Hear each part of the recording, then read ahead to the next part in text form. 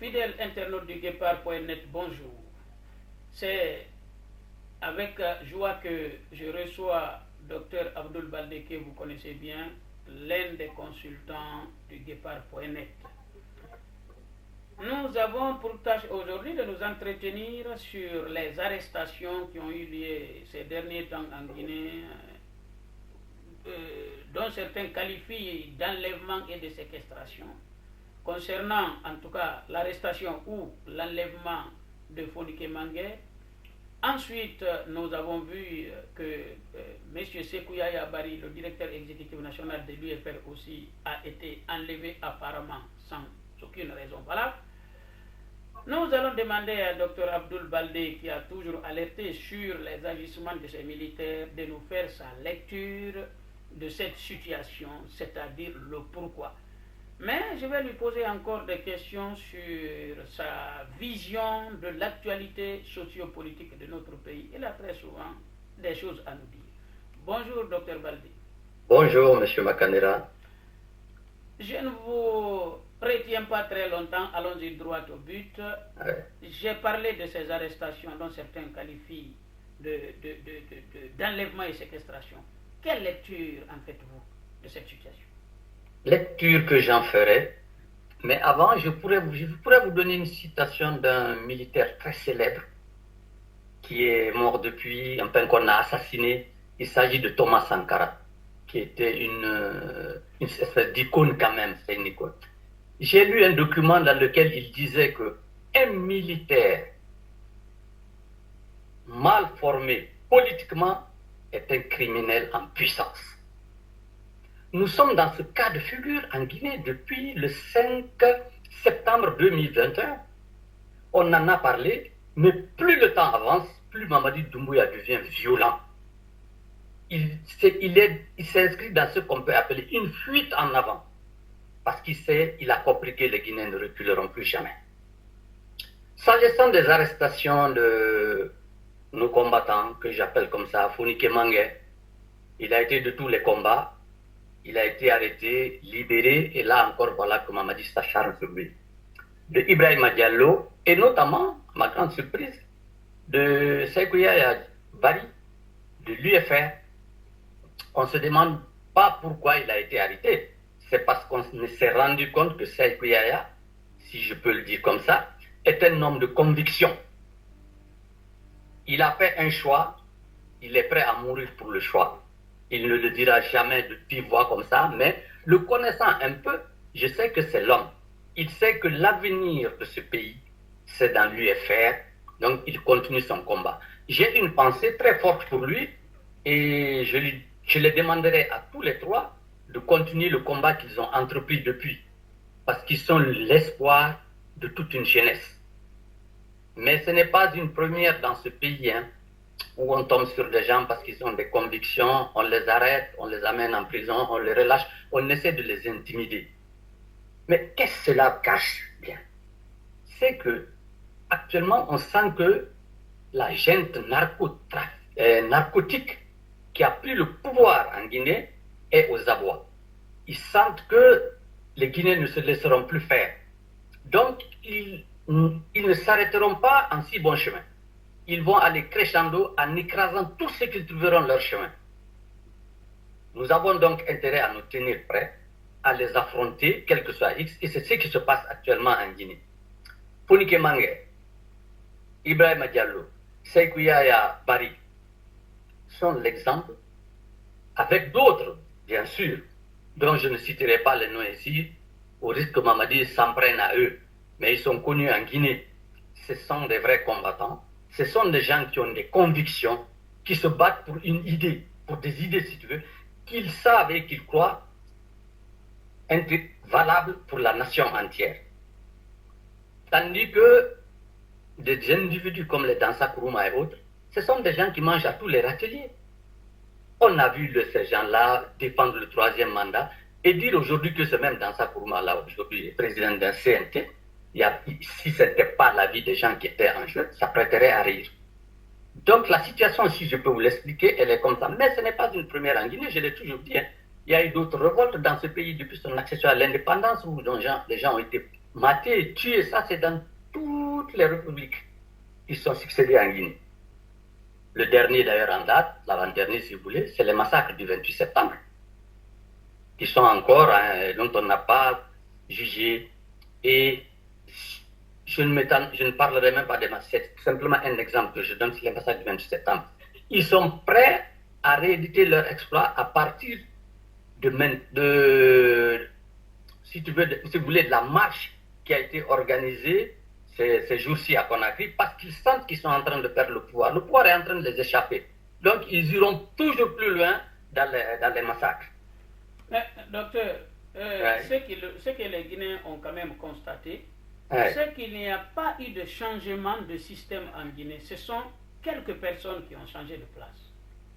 Mais quels sont ceux qui réprimaient en Guinée? Mais c'est Doumbouya et ses hommes, ils ont encore fait sortir sa vidéo dans laquelle on voit Doumbouya traîner des personnes, des militaires qu'il a massacrés, les jeter par terre comme un sac de ciment. Donc, j'allais en venir. Oui. J'allais en venir. C'est pour cela que je vous dis qu'un militaire mal formé est un criminel en puissance. Doumbouya est un criminel en puissance. Parce que Doumbouya, qui l'a recruté? C'est Alpha Condé. Pourquoi? Pour qu'il exécute les sales besognes. Bon, c'est lui qui tuait pour Alpha Condé. C'est un criminel. Et d'ailleurs, les jeunes qui l'ont aidé à arriver à Sékou Touré, comment les a-t-il récompensés? Ils ont pratiquement tous disparu. Je parle du commandant Ali et ses hommes. C'est eux qui ont fait le boulot. Il était planqué quelque part. Ils lui ont dit, venez, le colis est prêt. On connaît la suite. Aujourd'hui, leurs familles ne savent même pas où est leur mari, leur père, leur fils. Ça, c'est la caractéristique, c'est dans l'ADN de Doumbouya. Mais, docteur, un point, une parenthèse avant qu'on ne continue. Qu'on quitte au poste, au grade de caporal. En 3 à 4 ans, on se retrouve lieutenant-colonel. Il y a un haut gradé du royaume chérifien du Maroc. Cela fait plus de 30 ans lorsqu'il disait ça. Il dit, quand vous voyez un simple soldat transformé en officier supérieur, face à vous, vous avez 2 personnes. Il dit, vous avez quelqu'un qui porte les grades. Mais dans sa tête, il dit, par grade, cette personne qui est en face de vous est un officier. Mais en réalité, c'est un simple soldat qui ne sait rien faire. Lui aussi, il traitait ces individus de dangereux, comme Thomas Sankara le disait. Donc, écoutez, on ne peut pas quitter simple caporal qui n'a commandé personne et devenir lieutenant-colonel en moins de 4 ans et dire que ce grade-là veut dire quelque chose. Bon, en tout cas... Bon, docteur, je voulais passer à une autre question. Oui. Alors maintenant, on a parlé un peu de la situation de Mamadi Doumbouya que vous êtes exprimé là-dessus à plusieurs reprises. Alors, comment voyez-vous la situation socio-politique de notre pays actuellement? La situation socio-politique en Guinée, elle est sclérosée. Elle est bloquée. Parce que Mamadi Doumbouya, on ne le dira jamais, si vous voulez, c'est même pas Mamadi Doumbouya seulement, c'est le CNRD, comme ils se font appeler, qui n'est qu'une nébuleuse narcotique. Il s'est rendu compte qu'ils viennent de faire même pas sur un pays immensement riche, qu'ils ne veulent pas partir. Ils veulent rester pour l'exploiter à leur propre compte. Là aussi, on ne le dira pas. Quand ils sont arrivés au pouvoir, qu'est-ce que Mamadi Doumbouya nous a dit? Très sincèrement, que la Guinée, désormais, la boussole, ce serait la justice. Ensuite, il a dit que plus jamais, un fils du pays ne souffrira. Qu'ils ont fait le sale boulot, ils sont allés à la mort, et que maintenant, le bonheur, ça va être pour les Guinéens. Que personne ne doit mourir pour des simples manifestations. Manifestations. Bon. Mais aujourd'hui, que voit-on? On tire encore sur des populations. C'est revenu comme du temps de Bafoué. Je ne sais pas si vous voyez la différence que j'ai faite, la comparaison. Ils rentrent dans les maisons, ils fracassent ils font plus que Bafoué aujourd'hui. Ils ont tué plus que Bafoué et pourtant parti à la Mecque, il paraît, pour éponger un peu ces crimes. Mais ça ne servira pas à grand-chose, tout ça. Donc, ce qu'ils font aujourd'hui, c'est pire que ce qui se passait du temps d'Alpha Condé. Il faut le reconnaître, c'est une vérité. Parce que là, ça devient grave en Guinée. Vous avez vu comment ils ont matraqué, comment ils sont en train de matraquer les populations. Soit les sont tombés, on sait qu'on a compris que la justice ne sera pas la boussole dont ils parlaient. La Guinée est un pays déboussolé. Mais maintenant, au niveau de rendre la justice, le droit, ils ne se lient pas, ils lisent leurs droits. Il y a une justice sélective aujourd'hui en Guinée. Les principaux voleurs du temps de Alpha Condé sont pratiquement tous libres.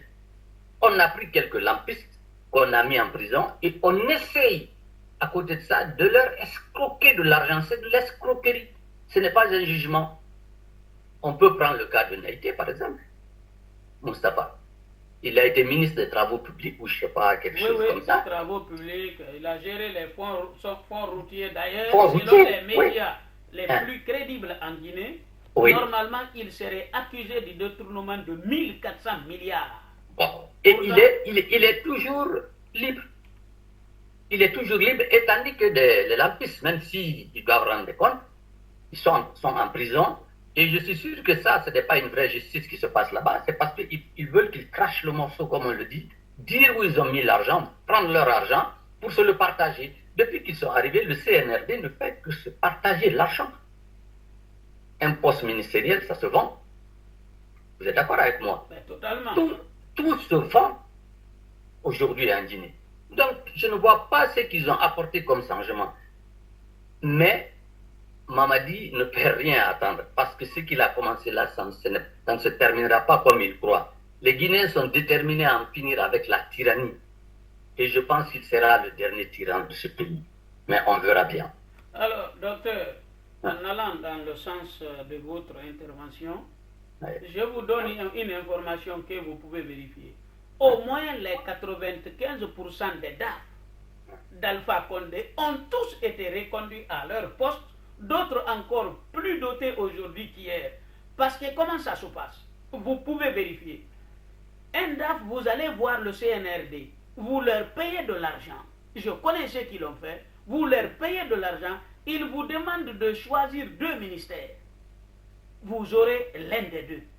Donc, et puis les gens, ils sont partis chez un certain nombre d'anciens dignitaires où ils ont trouvé des millions de dollars. Quand ils vont, ils récupèrent ces millions de dollars, ils ne disent absolument rien, ils se le partagent.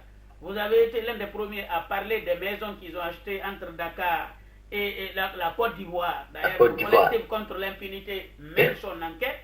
Oui. Il y a beaucoup de choses qui se passent dans cette affaire. C'est pourquoi dire que la justice sera la boussole de la marche de la Guinée, j'ai du mal à comprendre. Non, ça, la Guinée, il a fait de la Guinée d'ailleurs un pays déboussolé. Lui-même, il est déboussolé. Parce que voilà un gars qui est face à une situation qu'il ne maîtrise plus. Il ne maîtrise plus.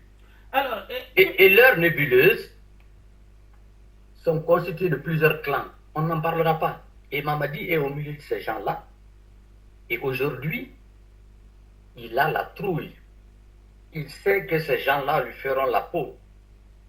Croyez-moi, et il vendra cher sa peau, Mamadi Doumbouya. Il ne se laissera pas faire. Et les groupuscules aussi s'observent en chien de faïence. C'est au premier qui dégaine, c'est comme dans le Far West. Mais on verra bien. Alors, docteur, on n'est pas loin de la fin de notre entretien. Quel est votre dernier mot à l'endroit de vos compatriotes comme d'habitude? Mon mot de la fin, ça s'adresse toujours à ceux qui sont sur le front du combat. Je ne reviendrai pas sur Foni Kimangé, je ne reviendrai pas sur Ibrahim Diallo, je ne reviendrai pas sur Sékou Yaya Bari. Sékou Yaya Bari, on l'a simplement capturé, on l'a isolé, on l'a kidnappé chez lui en pleine nuit, parce que simplement ils savent qu'il est un grand espoir pour l'UFR dont il est membre. Sékou Yaya a déjà résisté à beaucoup de tentations. Il n'a pas cédé. Je pense que là, il ne cédera pas. En tout cas, je suis de tout cœur avec eux et tous ceux qui se battent pour l'instauration d'un véritable état de droit chez nous. Mais ça, c'est sans les narcotrafiquants qui sont au pouvoir actuellement. Ils ne feront rien de bon. C'est pour cela que j'avais dit, de mon temps, quand on m'a interrogé, c'est au pied du mur qu'on voit le vrai maçon. Les maçons qui sont en Guinée, là, c'est même pas des apprentis maçons. C'est du n'importe quoi. Ils ne pourront rien apporter à ce pays. Absolument rien, si ce n'est désolation, misère et la terreur qu'ils sont en train d'entretenir au pays. Ils terrorisent les populations, des gens qui ne savent même plus à quel sens se vouer. Donc, du courage à nos combattants qui sont sur place, il faut reconnaître qu'ils ont du mérite d'être là-bas. Et de tout cœur, nous sommes avec eux. C'est mon mot de la fin. Alors, je prolonge 30 secondes. Vous êtes avec M. Savané de ceux qui ont toujours fait appel à l'armée pour qu'ils jouent leur rôle. Alors, vous aviez expliqué qu'en appelant à l'armée, ce n'était pas un caporal mercenaire. Vous avez tous dit ça. Pensez-vous encore qu'il y a des hommes en uniforme en Guinée auxquels on peut avoir confiance? L'espoir est permis. Mais toujours est-il qu'aujourd'hui, même ces patriotes dont on appelait, donc, auxquels on faisait appel, je ne peux pas dire qu'ils ont été neutralisés. Ils sont là, mais il y a beaucoup d'entre eux qu'on a pris. Si vous prenez Alia, par exemple, c'était un patriote, c'est un patriote. Parce que c'est lui qui a fait le coup. C'est lui qui a levé Alpha Condé et qui a donné à Mamadi Doumbouya pour des raisons que tout le monde ignore d'ailleurs. Certains en parlent encore sur les réseaux sociaux. Mais pourquoi a-t-il arrêté Alia et son groupe? C'est parce que simplement il sait qu'il serait opposé certainement à ce qu'il est en train de faire là. Il y a toujours une lueur d'espoir quelque part. Je suis certain que les républicains dont on parlait, les gens me diraient encore oui, je commence avec leur histoire de républicains. Aujourd'hui, peut-être qu'ils n'ont pas eu le temps ou bien ils n'ont pas été suffisamment prévoyants. Ils ont laissé Doumbouya faire la chose en pensant que Doumbouya allait réunifier l'armée, mais aujourd'hui, les républicains même dans cette armée sont menacés. Ils veulent les tuer, c'est même pas les républicains seulement, c'est tous ceux qui peuvent dire haut, c'est que tout le monde pense pas.